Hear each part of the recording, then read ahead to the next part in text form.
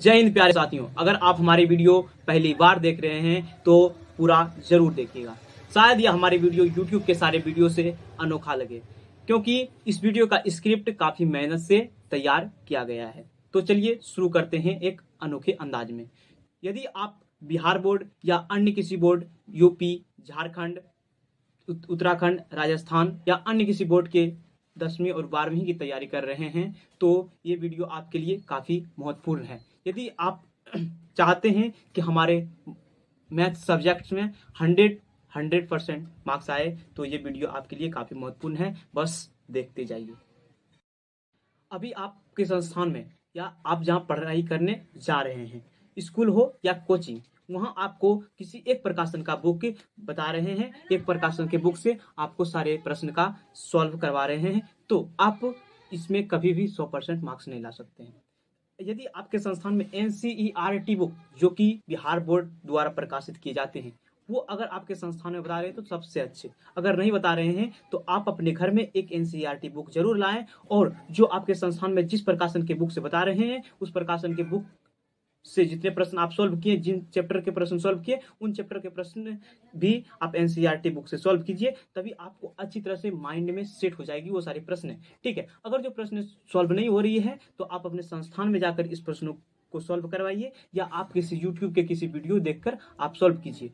ठीक है, उसके बाद आप बात रही कि 100% मार्क्स कैसे लाएं, तो सबसे पहले आप किसी प्रकाशन का बुक हो, ठीक है, नहीं तो आप NCERT बुक से ही सिर्फ आप पढ़कर जो कि 100% का मार्क्स ला सकते हैं। या आप किसी प्रकाशन का बुक पढ़ रहे हैं अपने संस्थान में, उसके बाद जो है कि NCERT बुक अपने घर में सॉल्व कर रहे हैं, उसके बाद उसको पूरा खत्म करने के बाद आप एक क्वेश्चन बैंक खरीद लीजिए। आप कहिएगा क्वेश्चन बैंक किसे कहते हैं? देखिए, आपके बोर्ड एग्जाम में हर बार जो प्रश्न पूछे जाते हैं मैथ्स में, तो उसके जो पेपर होते हैं वो एक विशेष प्रकाशन के बुक में छप जाते हैं। उसी क्वेश्चन बैंक को आप खरीद लीजिए, उसके सारे प्रश्न आप अपने घर में सॉल्व कीजिए, या जो प्रश्न आपसे सॉल्व ना हो वो प्रश्न आप अपने कोचिंग संस्थान जहां आप पढ़ाई करने जा रहे हैं वहां पूछिए। उसके बाद पूछने के बाद आप उसको कहिए, अगर आपसे नहीं बने तो आपको जरूर पूछिए। उसके बाद आप क्वेश्चन बैंक पूरा तैयारी कीजिए। क्वेश्चन बैंक पूरा तैयारी करने के बाद आपको हर एक सवाल आ जाएगी, आपको यह मालूम पड़ जाएगी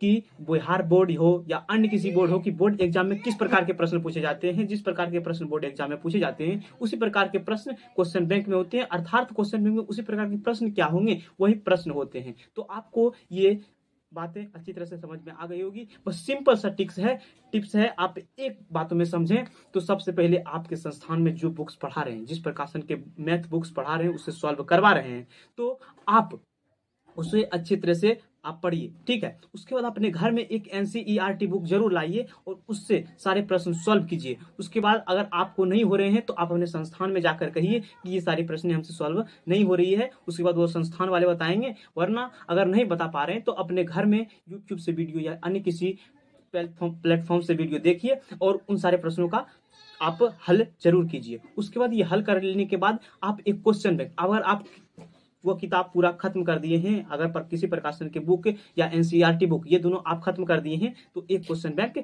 जरूर लाइए। और एक क्वेश्चन बैंक लाने के बाद उसमें जितने प्रश्न हैं उसको एक एक करके सॉल्व कीजिए। हर एक प्रश्नों को सॉल्व कीजिए। जो प्रश्न सॉल्व ना हो वो YouTube पर किसी वीडियो से देखिए या अपने संस्थान में पूछिए। उसके बाद जो क्लियर हो जाएंगे, पूरे क्वेश्चन बैंक क्लियर हो जाएंगे, उसके बाद एक भी ऐसे प्रश्न नहीं आएंगे बोर्ड एग्जाम में जो कि आप नहीं बना पाएंगे। इससे होगी क्या कि आप 3 बुक्स बना लेंगे। पहले तो एक क्वेश्चन बैंक बना लेंगे, उसके बाद अन्य प्रकाशन के बुक बना लेंगे, और उसके बाद एक NCERT बुक बना लेंगे। अन्य प्रकाशन के जो बुक होते हैं वो सारे बोर्ड एग्जाम में, यानी कि बिहार बोर्ड हो, झारखंड बोर्ड हो, यूपी बोर्ड हो, उत्तराखंड बोर्ड हो, राजस्थान बोर्ड हो या अन्य किसी बोर्ड हो, वो सारे बोर्ड के उसमें बताए जाते हैं कि इस बोर्ड में इतनी वर्ष में ये प्रश्न पूछे गए थे। तो वो सारी चीजें आपके माइंड में सेट हो जाएगी और आप हर एक प्रश्न मैथ के क्लियर हो जाएंगे। और उसके बाद देखिए, अगर आपको लंबे समय तक अगर एक ये समस्या आप में जरूर होती होगी कि आप जिस चैप्टर को पढ़ रहे हैं, आप अभी जिस चैप्टर के प्रश्न को सॉल्व कर रहे हैं वो आपसे बहुत ही अच्छी तरीके से हो रही है, मगर यदि आप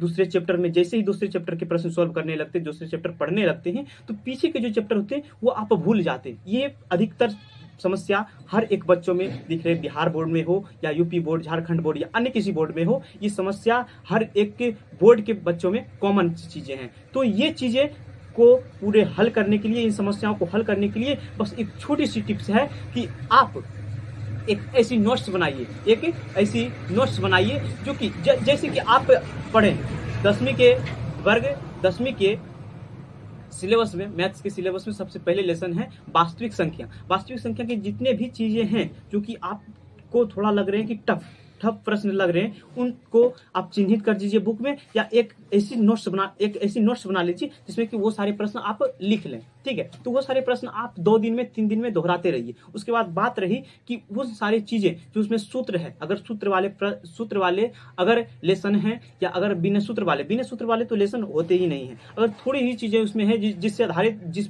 जिससे आप उन प्रश्नों को हल कर पाते, वो सारी चीजें अपने भाव से, अपने विचार से आप हैंड रिटन अपने हाथ से लिख कर वो नोट्स बनाइए, और वो नोट्स हर एक दिन देखिए। आप जरूर 3 से 4 घंटे पढ़िए मैथ्स अपने घर में। ठीक है, उसके बाद आपके बोर्ड एग्जाम में 100 to 100% मार्क्स जरूर आएंगे, ये हमारी वादा है।